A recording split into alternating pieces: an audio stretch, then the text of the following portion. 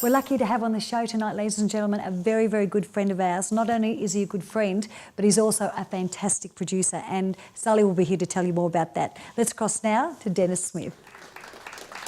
Hi everybody, and welcome back to Piano Talk. Our next guest is a great friend of ours here at Piano Talk, live at Bernie's.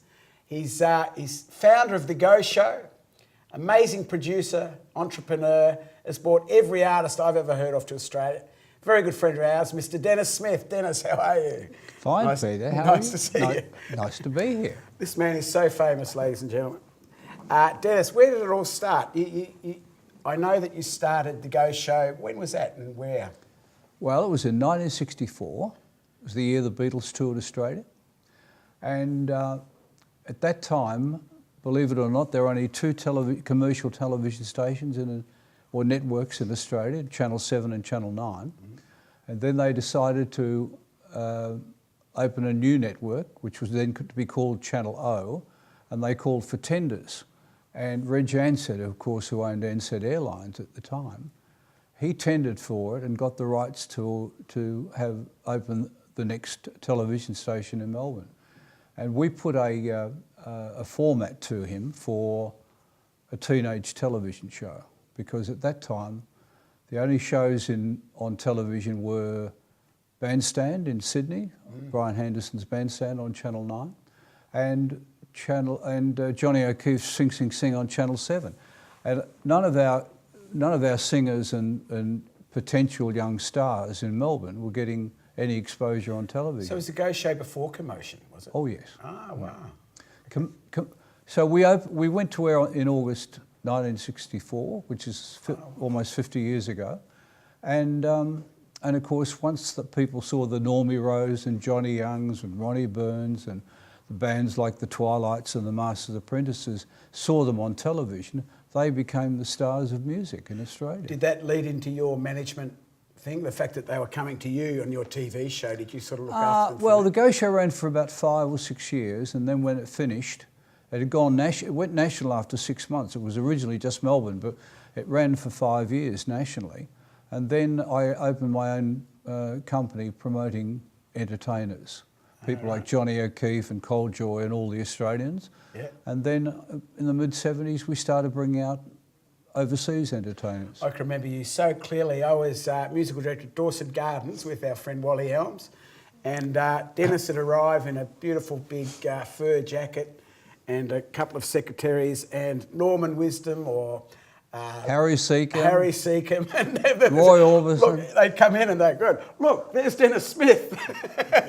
You were more famous than the artist. I don't think so, Pete. But tell us who Norman Wisdom. That's right. Yeah, he played the piano, didn't he? He did. He was a funny little British comedian. Do you remember him? Oh, he was really well. He was very popular in England. But we started bringing out a lot of English entertainers. Harry Seacombe, Harry? The most wonderful man in the world. Yeah, fantastic singer. Wonderful. Too. Yeah. Irish tenor, would you call him? He wasn't Irish, he was Welsh. Welsh, oh, that explains it, doesn't it? But of course he'd done the Goon Show, and he had he had a wonderful singing voice.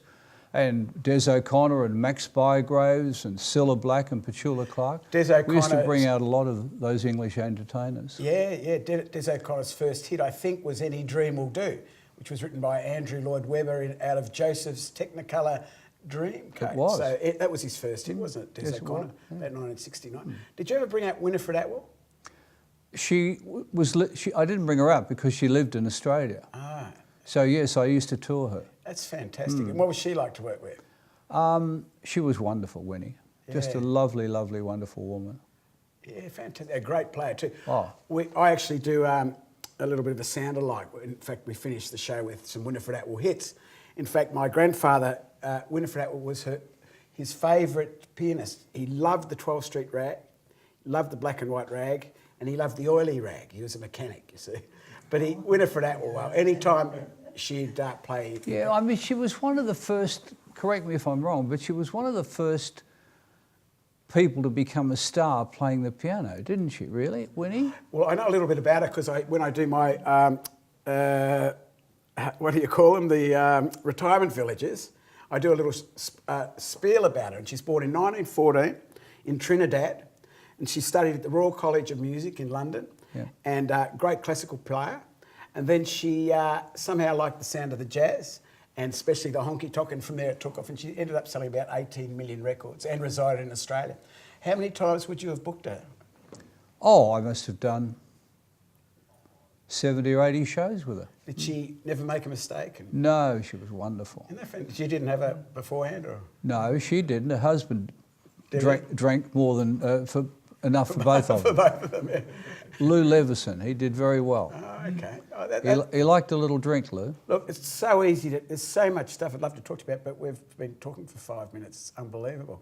Now, you're going to come back and play the piano, I heard. You're going to do a performance of the one-note piano concerto. Do you want to play the first movement, the second movement, or the third movement? Ooh, that's a big call. I think I'll let you decide. Okay, we'll come back and do the third movement, the one-finger piano concerto with Mr. Dennis Smith, ladies and gentlemen.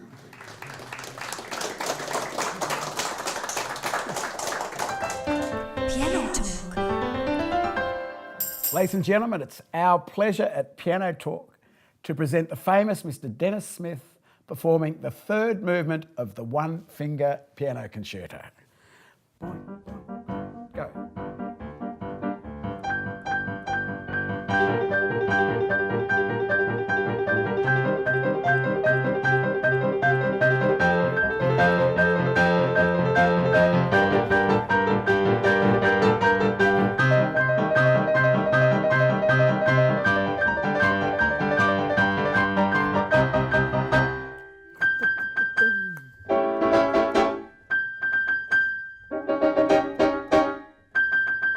Very good. Wait.